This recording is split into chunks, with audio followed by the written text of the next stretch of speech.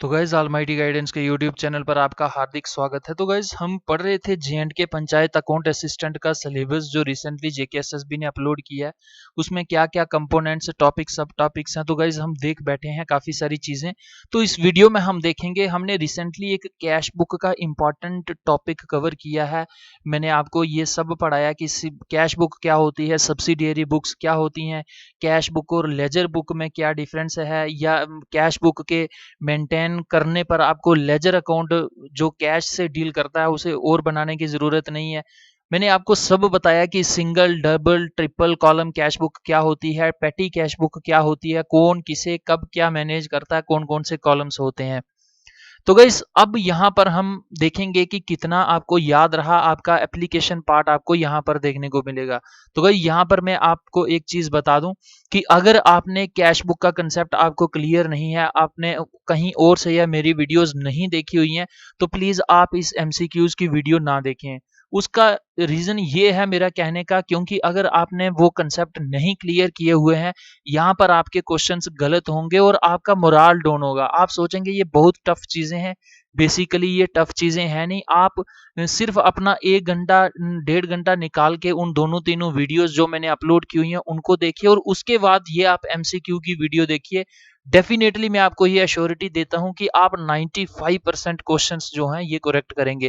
तो गाइस एक छोटी सी इंफॉर्मेशन आपको और बता दूं कि हमारा एक टेलीग्राम ग्रुप है क्विज डिस्कशन का, जिसमें हम लगातार जो एमसीक्यूज, चाहे वो बॉट क्विज के रूप में हो, चाहे वो मैनुअली हो, तो वो हम वहां पे क्विज डिस्कशन होता है 9 PM to 10 PM daily except Sunday. तो अगर आप भी चाहते हैं कि एग्जाम में किस प्रकार के क्वेश्चन आएंगे उसका एक फॉर्मेट देखना है, तो आपको क्या करना है, सिंपली आप मुझे व्हाट्सएप पे मैसेज करिए और मैं आपको इस टेलीग्राम ग्रुप का लिंक यहाँ पर सेंड करूंगा। आपको प्ले स्टोर से टेलीग्राम डाउनलोड करना है और आप इस लिंक को जब फॉलो करेंगे तो आप डायरेक्टली वहां पर पहुंच जाएंगे। गाइस काफी अच्छी ये एप्लीकेशन है और काफी अच्छा क्विज डिस्कशन हमारा चलता है। तो ये है हमारा पार्ट थर्ड, यानी अकाउंटेंसी और बुक कीपिंग के ऊपर पार्ट टू। दो पार्ट्स जो हैं एमसीक्यूज के मैं बना चुका हूं। अगर आपने वो नहीं देखे हुए हैं तो आपको ये देखना है कि एग्जाम में कैसे क्वेश्चंस आएंगे। तो गाइस मैं आपको वो सुजेस्ट करता हूं कि आप उन्हें भी जरूर देखिए। तो गाइस आपको यहाँ ओवरव्यू दे दूं यहाँ पे एक छोटा सा सिलेबस का। तो ये हमारे पास 6 कंपोनेंट्स हैं टोटल, जिनकी वेटेज 120 की है, और इसमें अकाउंटेंसी एंड बुक कीपिंग का कंपोनेंट है जिसकी वेटेज 30 मार्क्स की है।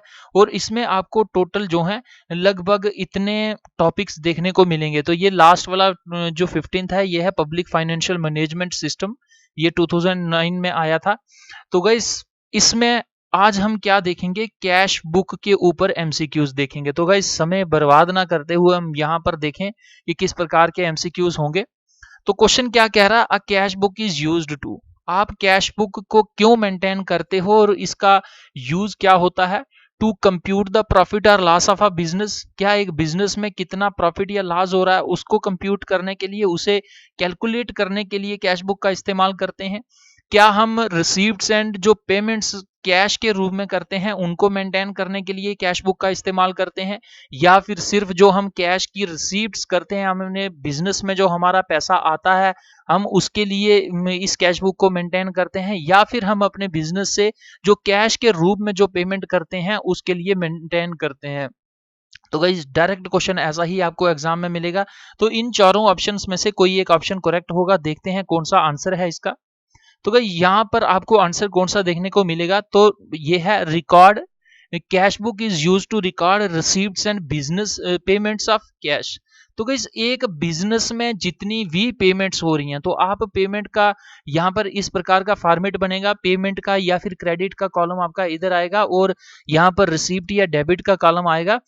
तो जितनी भी आप रिसीव्ट्स कर रहे हैं या जितनी भी आप पेमेंट्स कर रहे हैं, और वो जो पेमेंट्स हैं आप कैश के रूप में कर रहे हैं, कैश के फॉर्मेट में कर रहे हैं, तो आपका क्या होगा, ये आपका कैश बुक होगा। It is a special book that will record only one type of transactions. तो इसमें आपको सिर्फ और सिर्फ कैश की ही ट्रांजेक्शन्स की चाहे वो आप ले रहे हैं, कैश बिजनेस में आ रहा है या जा रहा है, तो अगर कैश की बात की जा रही है तो कैश का ही सारा हिसाब किताब है। तो यहाँ पर हम किसको इस्तेमाल करेंगे, यहाँ पर इस सारे रिकॉर्ड को मेंटेन करने के लिए हम कैश बुक का इस्तेमाल करते हैं। तो मूव ऑन करते हैं नेक्स्ट क्वेश्चन की ओर। क्वेश्चन कह रहा है which of the following can not be treated as cash, कि ये जो आपके पास ऑप्शंस हैं इनमें से आप किसको कैश नहीं कह सकते, कॉइन्स को, मनी ऑर्डर्स को, चेक्स को, स्पेशल इन्वेस्टमेंट्स को। तो गाइस देखते हैं इसका आंसर। देखिए इसका आंसर है स्पेशल इन्वेस्टमेंट्स। तो गाइस बिजनेस में किसी भी प्रकार का ऐसा कोई कंसेप्ट नहीं होता है स्पेशल इन्वेस्टमेंट का। आप क्या करते हैं, आपने बिजनेस खोला हुआ है, इनिशियली जो लगाते हैं उसे कैपिटल कहते हैं। अगर बीच में आपको जरूरत पड़ती है तो आप लोन वगैरह लेते हैं। तो ये जो कॉइन्स होते हैं, अगर बिजनेस में कॉइन्स रन कर रहे हैं तो इनकी बिल्कुल बराबर वैल्यू होती है जैसा हमारा नॉर्मल नोट या करेंसी होता है, क्योंकि इन दोनों का एक प्रकार से लीगल टेंडर होता है। मनी ऑर्डर्स जो होते हैं या चेक्स होते हैं ये सारे आपके कैश होते हैं, लेकिन स्पेशल इन्वेस्टमेंट इस प्रकार का कोई कंसेप्ट नहीं है कैश के रिगार्डिंग किसी भी बिजनेस में। तो गाइज मूव ऑन करते हैं नेक्स्ट क्वेश्चन की ओर। क्वेश्चन कह रहा है a cash book works as, कि कैश बुक हम इनमें से देखते हैं, ये हमारे पास चार ऑप्शंस हैं, तो इनमें से किस प्रकार का वर्क करता है एक कैश बुक। अब बुक ऑफ ओरिजिनल एंट्री, क्या एक कैश बुक में ओरिजिनल एंट्री करते हैं जिसे हम प्राइम एंट्री भी कहते हैं। लेजर अकाउंट, क्या लेजर अकाउंट का काम करता है ये। अब book of original entry as well as a ledger account, क्या ये ए और बी में हमने जो देखा कि इसमें ओरिजिनल एंट्री और लेजर अकाउंट दोनों का काम करता है कैश बुक, ये नन ऑफ द अबव। तो गाइस काफी इंपॉर्टेंट क्वेश्चन है। आई होप कि अगर एग्जामिनर होशो आवास में पेपर को सेट कर रहा है तो इस प्रकार के कंसेप्चुअल क्वेश्चंस को डालना चाहिए।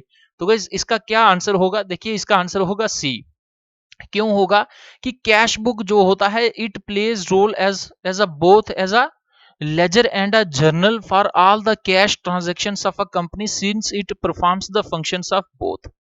तो गाइस क्या होता है जर्नल में और कैश बुक में क्या डिफरेंस है मेजर। जर्नल में क्या करते हैं आप कि जर्नल में आपकी कैश कितनी आ रही है कितनी जा रही है वो सब आप एक ही कॉलम में डालते रहते हैं, लेकिन आप जब उसमें से कैश की कितनी ट्रांजैक्शंस हुई हैं इसको जब आप अलग से यानी स्टार्टिंग में ही बिना जर्नल बनाए इसी पे आप सीधी ये रिकॉर्डिंग करते हैं, तो इसे आप क्या कहते हैं, ये आपकी बुक हो जाती है ओरिजिनल एंट्री की कैश बुक। और इस प्रकार से जब आप जर्नल से आपको अलग से लेजर अकाउंट बनाने की जरूरत नहीं पड़ती, तो ये हमेशा आपको एक और इसका रोल देखने को रूप देखने को मिलेगा, वो कौन सा होता है ledger account. It records all cash receipts on the debit side and all the cash payments of the company on the credit side.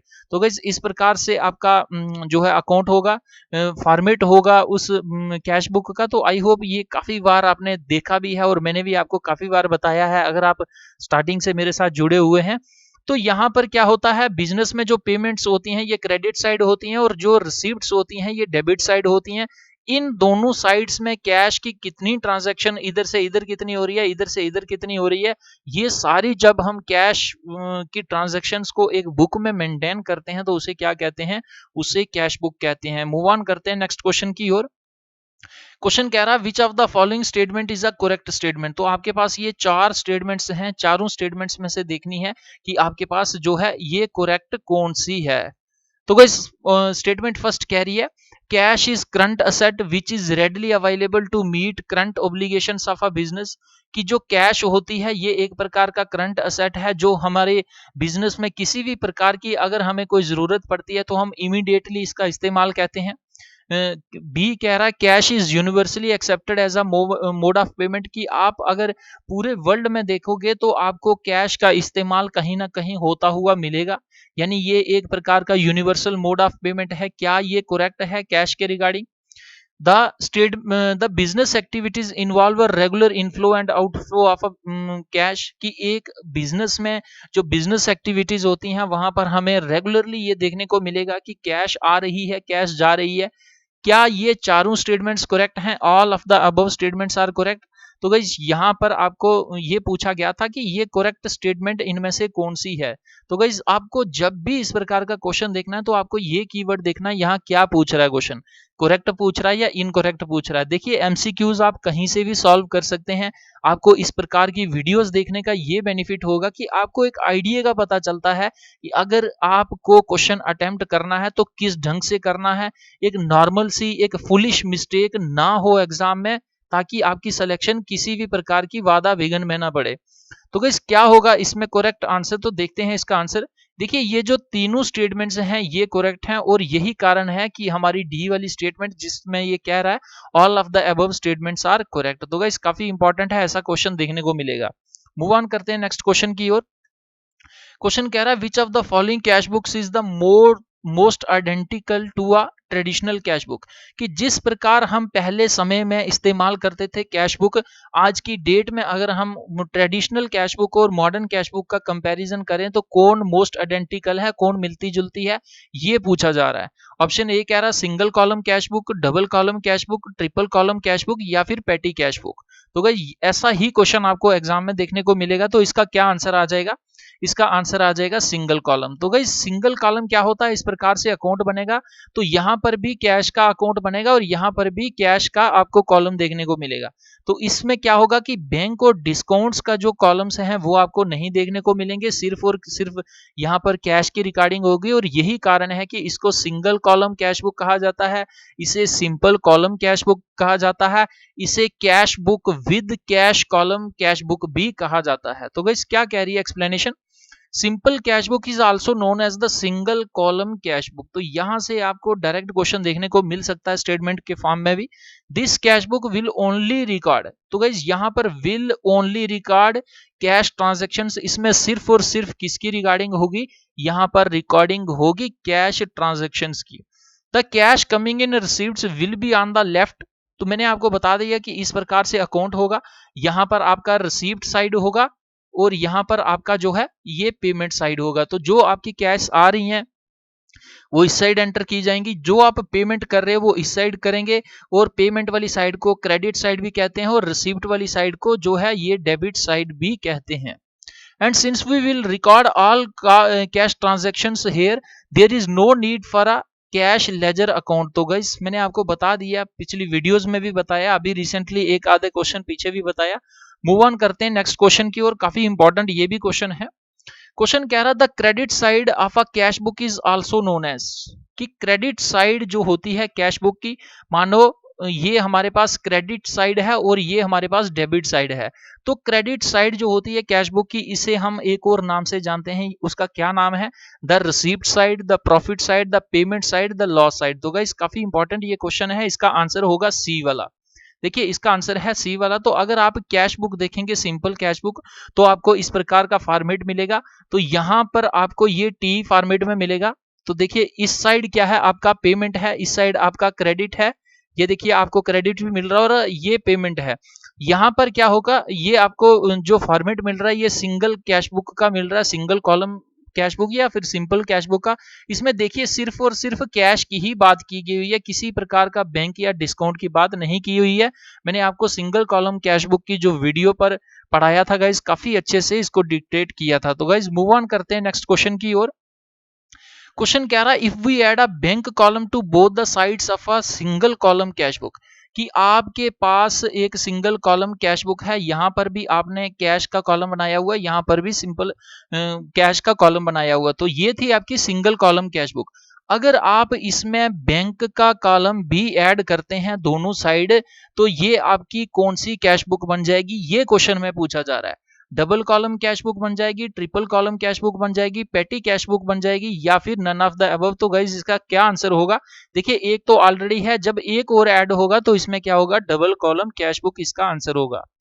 Cash book with cash and bank columns, तो गाइस यहां से आपको direct questions देखने को मिल सकते हैं कि cash book का इनमें से जो डबल कॉलम कैश बुक है इसका और कौन कौन सा नाम हो सकता है, टू कॉलम कैश बुक हो सकता है, इसका cash book with cash and bank column नाम जो है ये है, has one additional column on received side and the payment side. तो गाइस यहां से भी क्वेश्चन पूछ सकता है एग्जामिनर कि एक सिंगल कॉलम कैश बुक को डबल कॉलम कैश बुक बनाने के लिए हम एक और बैंक का कॉलम ऐड करेंगे, क्या वो बैंक का कॉलम क्रेडिट साइड ऐड होगा, डेबिट साइड ऐड होगा, दोनों साइड ऐड होगा या किसी में भी ऐड नहीं होगा। इस प्रकार से भी क्वेश्चन के लिए आपको तैयार रहना है। तो क्या होगा, यहां पर कह रहा है रिसीव्ड साइड और पेमेंट साइड दोनों साइड यहां पर आपके दो कॉलम्स बन जाएंगे, एक एडिशनल कॉलम बनेगा जिसे हम बैंक कॉलम कहेंगे, side along with the cash column. तो ये कैश कॉलम के साथ बनेगा, इस कॉलम को क्या कहते हैं, इसे बैंक कॉलम कहते हैं। Only banking transactions are recorded in this column. तो गाइज आपके पास अब यहाँ पर आप दो प्रकार की ट्रांजैक्शंस को रिकॉर्ड कर सकते हैं डबल कॉलम में। एक तो कैश की आप पहले ही कर रहे थे, अब आप जो है आप अगर बैंक में किसी प्रकार की चेक या इंटरनेट बैंकिंग के माध्यम से आप ट्रांजैक्शन कर रहे हैं तो उसे भी आप दोनों साइड बैंक के कॉलम में रिकॉर्ड कर सकते हैं। Bank column represents the bank current account. तो गाइस काफी इंपॉर्टेंट ये इंफॉर्मेशन है, यहां से डायरेक्ट क्वेश्चन हो सकता है। क्वेश्चन कह रहा है which of the following columns of a 3 column cash book is not balanced. कि हमेशा जो है जितने भी हमारी कैश बुक्स होती हैं उनमें टोटलिंग की जाती है, चाहे वो कैश का है, चाहे आपका बैंक का है, चाहे वो डिस्काउंट का है, इनकी टोटल की जाती है। टोटल करने के बाद बैलेंसिंग की जाती है कि कितना बैलेंस इन दोनों में डिफरेंस कितना आया है। और आपके पास गाइस मैं आपको यहां बता दूं कि इन चारों ऑप्शंस में से आपके पास एक ऐसा ऑप्शन है जहां पर ये बैलेंस जितना भी अमाउंट होता है इसे बैलेंस नहीं किया जाता। वो कौन से कॉलम के नीचे नहीं बैलेंस किया जाता, यही क्वेश्चन में पूछा जा रहा है। कैश कॉलम में, बैंक कॉलम में, डिस्काउंट कॉलम में, या all of the above columns are balanced. क्या ये जो तीनों कॉलम्स हैं इनको बैलेंस्ड किया जाता है? गाइस मोस्ट इंपॉर्टेंट मैं आपको बोलूं कि अगर मेरी वीडियो का या इस वीडियो का सबसे इंपॉर्टेंट कोई क्वेश्चन है तो आपको ये क्वेश्चन देखने को मिलेगा। काफी कंसेप्चुअल है लेकिन काफी इजी है, और एग्जामिनर इसी प्रकार के क्वेश्चंस को एग्जाम में डालने की हमेशा कोशिश करता है। तो गाइस देखते हैं, सॉरी इसमें हम देखते हैं इसका आंसर। तो गाइस इसका आंसर क्या होगा? ये जो डिस्काउंट कॉलम है इसको कभी भी बैलेंस नहीं किया जाता, क्योंकि कैश कितनी आ रही है कितनी जा रही है इन दोनों में आपको मैच करना होगा, तभी आप कह सकते हैं कि हमें कितना प्रॉफिट है या कितना लॉस है, या हमारे पास ओपनिंग बैलेंस कितना है, क्लोजिंग बैलेंस कितना है। बैंक का भी यही सिस्टम होता है। लेकिन डिस्काउंट का आप किसी प्रकार का कंपैरिजन नहीं कर सकते। अगर आपकी सेल अच्छी हो रही है, बिजनेस में आपके प्रोडक्ट्स अच्छे बिक रहे हैं तो आप डिस्काउंट कम देंगे। अगर वो कम हो रही है सेल तो आप डिस्काउंट ज्यादा देंगे। तो डिस्काउंट का क्या मतलब होता है? ग्राहक को लुभाना। द कैश, तो क्या इसकी एक्सप्लेनेशन है? The cash and bank columns of triple column cash book are used as accounts and are periodically totalled and balanced just like a cash of a double column cash book. तो एक business में ये जो आपके cash column हो गया, bank column हो गया, इनको हम पीरियडिकली, चाहे रोज का आप कह सकते हैं, वीकली कह सकते हैं, मंथली कह सकते हैं, बाय एनुअली या एनुअली, तो इनको हम टोटल करते हैं और बैलेंस करते हैं कि कितने साइड कौन सा ज्यादा या कम हो रहा है। लेकिन डिस्काउंट कॉलम की जहां तक बात है इसे हम सिर्फ और सिर्फ टोटल करते हैं, किसी भी प्रकार का बैलेंस इसमें नहीं होता है, क्योंकि ये हमारे पास एक डिस्काउंट अकाउंट नहीं होता है। तो गाइस काफी इंपॉर्टेंट है, यहां से डायरेक्ट क्वेश्चन पूछे जाने की संभावना है। तो देखते हैं अगला क्वेश्चन। क्वेश्चन कह रहा है contra entry is an entry that involves. कि कॉन्ट्रा एंट्री हम कौन सी एंट्री को कहते हैं, या फिर कॉन्ट्रा एंट्री जब करनी होती है तो हमें कौन से प्रकार के दो अकाउंट्स चाहिए हैं। ऑप्शन ए कह रहा है हमें एक कैश अकाउंट चाहिए और एक सेल्स अकाउंट चाहिए। बी कह रहा है एक बैंक अकाउंट चाहिए और एक डिस्काउंट अकाउंट चाहिए। सी कह रहा है एक कैश अकाउंट चाहिए और एक बैंक अकाउंट चाहिए। डी कह रहा है एक हमें कैश अकाउंट चाहिए और एक हमें डिस्काउंट अकाउंट चाहिए। तो गाइस काफी इंपॉर्टेंट है, इस प्रकार का क्वेश्चन अगर आपको आता है तो मैं आपको यही सुजेस्ट करूंगा कि कम से कम 2 बार इसके ऑप्शंस को पढ़ें, क्योंकि काफी सारे मिलते जुलते इसके ऑप्शंस हैं। कहीं आप हड़बड़ाहट में जल्दी में आंसर इसका गलत ना कर दें। आप बहुत इजी क्वेश्चन है, आपको आता भी है, लेकिन अगर आप जल्दी में करेंगे तो ये क्वेश्चन यहां पर आपका गलत हो सकता है। क्या होगा इसका आंसर, ये हम देखते हैं। तो गाइस इसका आंसर क्या होगा? कैश अकाउंट की जब भी कॉन्ट्रा एंट्री की हम बात करेंगे तो ये सिंगल कॉलम कैश बुक में नहीं होगी, ये डबल कॉलम कैश बुक या आप ट्रिपल कॉलम कैश बुक में देखेंगे। तो इसमें दो अकाउंट्स होते हैं, एक कैश अकाउंट होता है, एक बैंक अकाउंट होता है। तो गाइस कॉन्ट्रा एंट्री क्या होती है? मानिए यहां पर है आपके पास एक यहां पर आपका कैश वाला है, यहां पर आपका बैंक वाला है, यहां पर भी कैश वाला है, यहां पर भी बैंक वाला है। तो यहां पर ये आपकी आ गई रिसीव्ड साइड और ये आ गई आपकी पेमेंट साइड। तो इस मैं माउस से लैपटॉप का जो साथ मैंने माउस लगाया हुआ उससे ये राइटिंग कर रहा हूं, तो इसी कारण आई होप कि ये राइटिंग इतनी अच्छे से नहीं हो पाती है। लेकिन आपको समझना यहाँ पर जरूरी है, राइटिंग देखने या राइटिंग का क्रिटिसिज्म करने से आपको मार्क्स नहीं मिलेंगे। आपको मार्क्स किसके मिलेंगे? आप जो क्वेश्चन एग्जाम में करेक्ट करेंगे। तो भाई यहाँ पर आपका रिसीव्ड साइड है, यहाँ पर पेमेंट साइड है। मानिए आपने क्या किया हुआ था, आपने कोई सेल की है तो आप क्या करते हैं, वहां से आपको चेक मिलता है, तो वो चेक आपके नाम पे आता है। आप क्या करते हैं, उस चेक को आप अपने पास नहीं रखते, आपने कोई और पेमेंट करनी होती है तो आप उस चेक को अपने अकाउंट में डालने के बजाय सीधा उसको ट्रांसफर कर देते हैं, सीधा उसको आप हैंड ओवर कर देते हैं, या आप कह सकते हैं कि सीधा उसको ट्रांसफर कर देते हैं। तो यहां पर आप क्या करेंगे कि उस चेक को आप बैंक के कॉलम में नहीं लिखेंगे, जो रिसीव्ड होगा यहां पर इसको कैश के कॉलम में लिखेंगे, और यहां पर जो है आप बैंक के कॉलम में लिखेंगे पेमेंट वाली साइड, और यहां पर आप सी जो है कॉन्ट्रा एंट्री के लिए, यानी इसका किसी भी प्रकार का स्टेटस जो है इन अकाउंट्स में चेंज नहीं होता, आपकी सीधी पेमेंट आई और आपने जिसको पेमेंट करनी थी आपने उसको कर दी। तो इस प्रकार की एंट्री को क्या कहते हैं, इस प्रकार की एंट्री को कहते हैं Contra entry.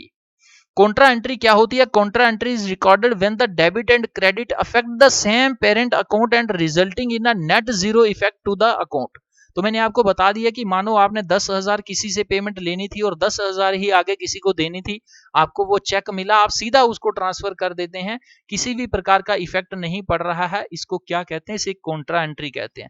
These are transactions that are recorded between cash and bank accounts. तो आपको यहाँ ये भी याद रखना है कि कॉन्ट्रा एंट्री की जब भी रिकॉर्डिंग होगी, जब भी इसकी मेंटेनेंस होगी, तो ये कैश और बैंक अकाउंट के बीच में होगी। आपको यहाँ पे भी एग्जामिनर कंफ्यूज कर सकता है कि क्या ये कैश अकाउंट के बीच में होगी, बैंक अकाउंट के बीच में होगी, कैश अकाउंट बैंक अकाउंट के बीच में होगी, या इन सब के बीच में हो सकती है, किसी के बीच में भी नहीं हो सकती। तो यहां पर आपको केयरफुल रहना है, आराम से क्वेश्चन को देख के समझने के बाद करना है क्या इसका आंसर होगा। ये कॉन्ट्रा एंट्री हमेशा कैश और बैंक अकाउंट्स के बीच में होती है। तो गाइस देखते हैं, नेक्स्ट क्वेश्चन इंपॉर्टेंट है ये भी। कह रहा कॉन्ट्रा एंट्री इज ऑलवेज, कि कॉन्ट्रा एंट्री को आप हमेशा रिकॉर्ड करते हैं।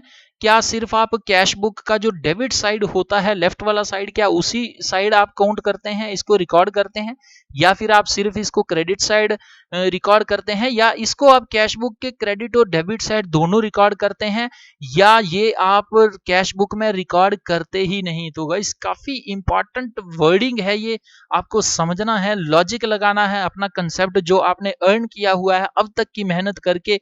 अगर आप फ्रेशर हैं, नहीं देखी हुई हैं, तो आप वीडियोस को देखिए और इन क्वेश्चंस को बहुत इजीली आप आराम से हैंडल कर लेंगे। तो गाइस क्या इसका आंसर होगा? काफी इजी है इसका। तो मैंने आपको बता दिया कि कॉन्ट्रा एंट्री जब भी होती है ये आपकी दोनों साइड होगी, यानी इस साइड भी होगी, इस साइड भी होगी, लेकिन इसका जो नेट इफेक्ट है उस बिजनेस पर वो नहीं होगा, और इसी को क्या कहते हैं? कॉन्ट्रा एंट्री कहते हैं। तो ये आपकी डेबिट और क्रेडिट साइड जो कैश बुक की होगी, दोनों साइड रिकॉर्ड होगी। काफी इंपॉर्टेंट ये क्वेश्चन है। तो गाइस मूव ऑन करते हैं नेक्स्ट क्वेश्चन की ओर। क्वेश्चन कह रहा है which one of the following transactions will not affect the cash book, कि इनमें से ये जो आपके पास ऑप्शंस हैं, इनमें से कौन सी ट्रांजैक्शन अगर आप करते हैं तो आपको कैश बुक में उसका रिकॉर्ड मेंटेन नहीं करना है, या कैश बुक्स के ऊपर इसका इफेक्ट नहीं पड़ेगा। ये क्वेश्चन में पूछा जा रहा है। ऑप्शन ए कह रहा है cash pay to a creditor for goods purchased from him, कि अगर आपने किसी से उधारी में कोई प्रोडक्ट या कोई मशीनरी वगैरह कोई गुड्स खरीदी हुई थी, अगर आप उसे पेमेंट करते हैं तो क्या इसका इफेक्ट कैश बुक के ऊपर नहीं पड़ेगा। ऑप्शन बी कह रहा है cash received from mister Robert and deposited into bank, कि अगर आपने मिस्टर रॉबर्ट से पैसा लिया है और आपने बैंक में जमा करवा दिया है, क्या इसका इफेक्ट कैश बुक के ऊपर नहीं पड़ेगा।